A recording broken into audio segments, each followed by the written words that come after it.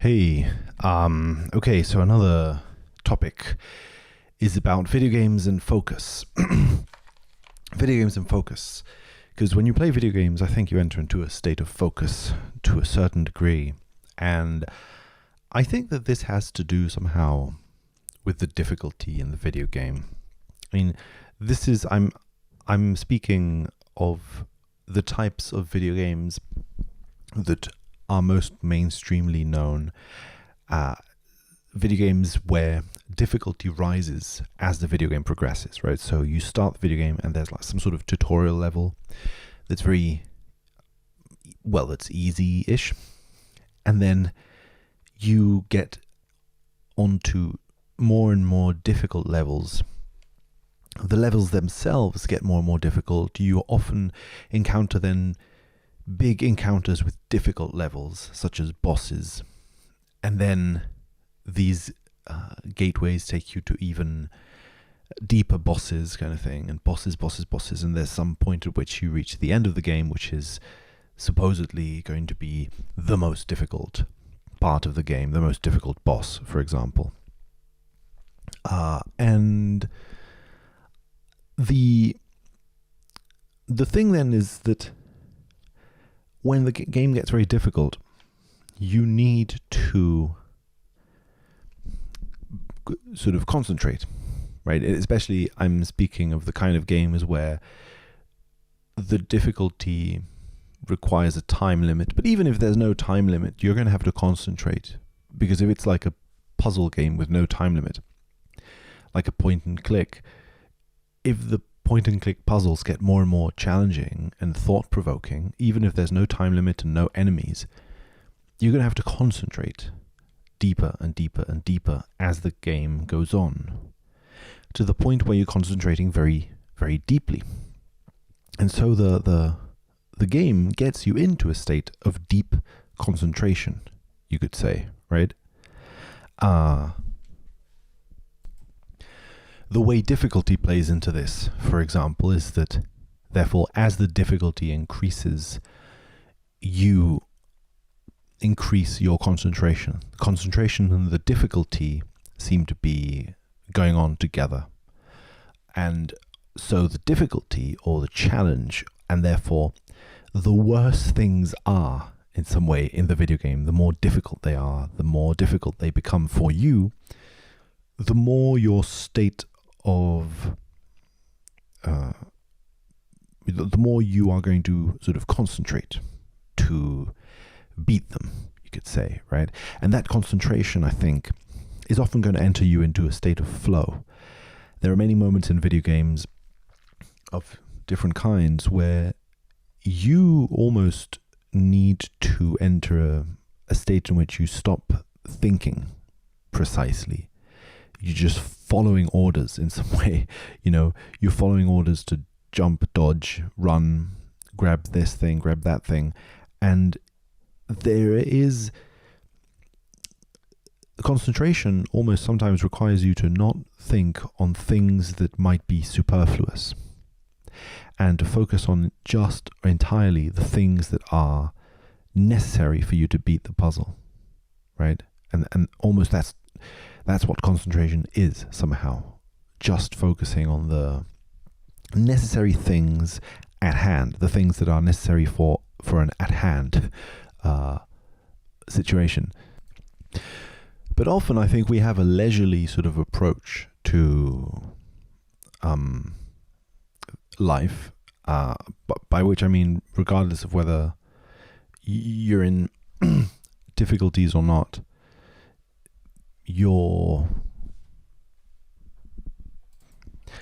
we're not in a state of concentration all the time, I guess what I mean, right? Leisurely in the sense that our minds are wandering very often. You might even say that even in difficult moments, our minds are wandering. Our minds are wandering precisely about all the difficulties, right? Where our minds are wondering about all the bad things that could be happening, or that will be happening, or that and so on, right, etc. So for our minds to wander, I think is sort of culturally considered to be a fairly normal state of mind to be in, a wandering kind of mind.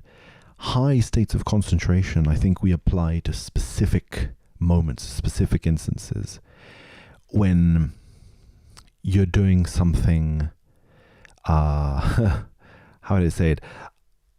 I think precisely like in artistic kind of settings, of some kind, this concentration really comes out. Sports and artistic stuff in general. Because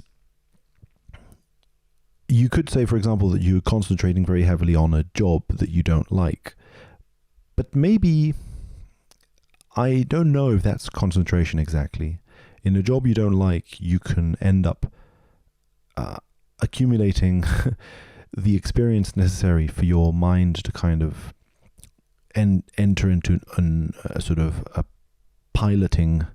autopilot mode, where, I mean, at least that's how I see it. Because I think what I'm trying to say is I think concentration requires interest. I think you need to be interested in whatever's at hand. You need to be very interested in it in order for it to be concentration. Things you're not interested in, you can do very fast, but you don't necessarily need to be concentrated on them exactly, if that makes sense. Of course, like, that's based on my experience. That's just what I'm claiming to be. Which might mean that concentration implies fun in some weird way. Concentration implies a deep interest, and therefore a deep interest in whatever it is you're doing, and so a deep kind of sense of fun. Fun in the sense of you're doing something you want, right? You're doing something you really want. It could be helping someone, it could be helping someone in a difficult situation. It could be helping yourself get out of a difficult situation. So obviously the word fun is a little misleading, but I mean that you want that somehow. It's coming from that place of interest, of your interest in doing that. But of course, switching back to video games seem to require you to enter into a deep state of concentration because the challenges are getting very hard, very intense. So it's also got this thing where a challenge can be something you don't want. You don't want a million obstacles to be coursing your way, and obstacles to be getting in your way, and traps and things like that. At some level, that's not something you want. But precisely because of that, you really, really want to get out of that. And you really, really want to concentrate on that situation. So it's almost as if the more difficult and hard the situation becomes, the more you want to concentrate on it. The more you want to really focus and be in that situation. Be in it in order to sort of be interested in it and escape it. Interested in it as in, I'm really interested in knowing where all the flamethrowers are going to come from, or where all the blocks of rock and ice are going to come from. That's sort of very interesting. But that's interesting because that's sort of counterintuitive, I think, to us. I think that I tend to think of interest as something you're interested in, something when you like it, plain and simple. But I wonder, right? I think that maybe video games teach us that interest also has to do precisely with all the situations we don't like. All the situations we don't like, we are very interested in getting out of.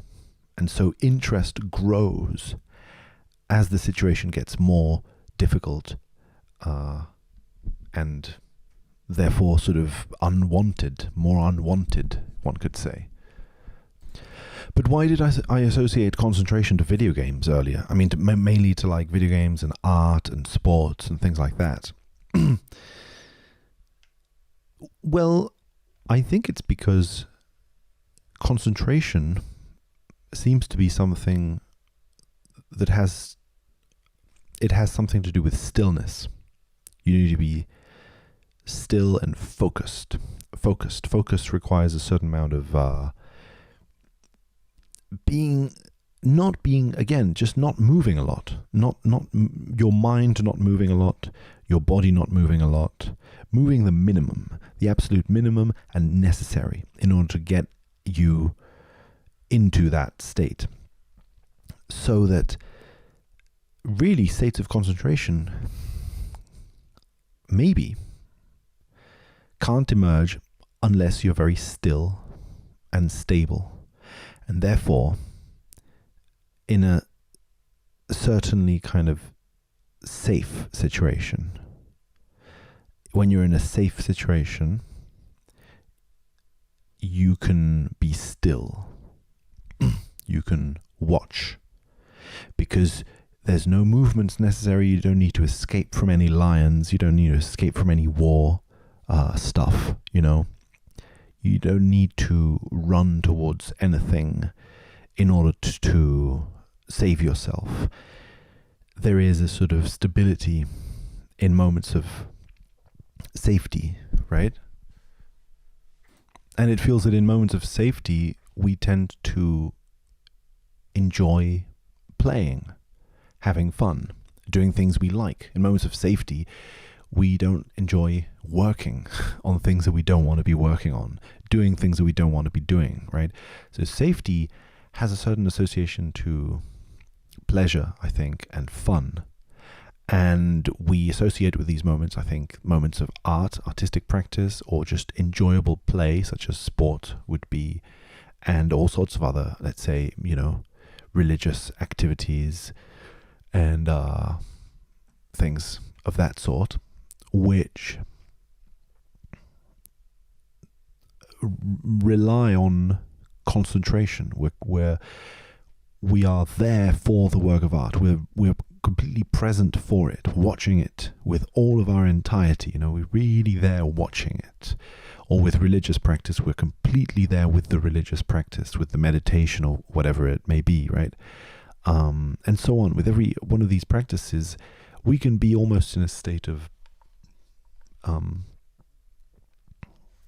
non-activity, because no activity is required. Any activity becomes a choice.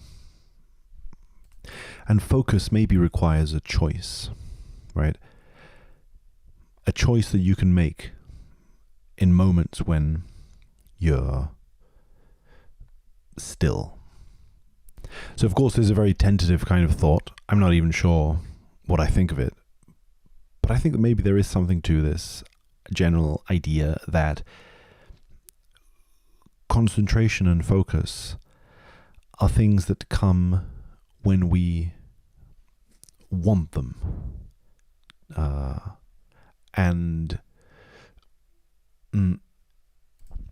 The thing is, I think that the video game takes no toll on you, right? So you can enter into states of superhuman concentration in deep turmoil, right? Suddenly something really bad happens to you or to a loved one, and you enter into complete focus, and you're making all sorts of phone calls or decisions and going here and there, and you're suddenly deeply concentrated. But the situation is taking a toll on you.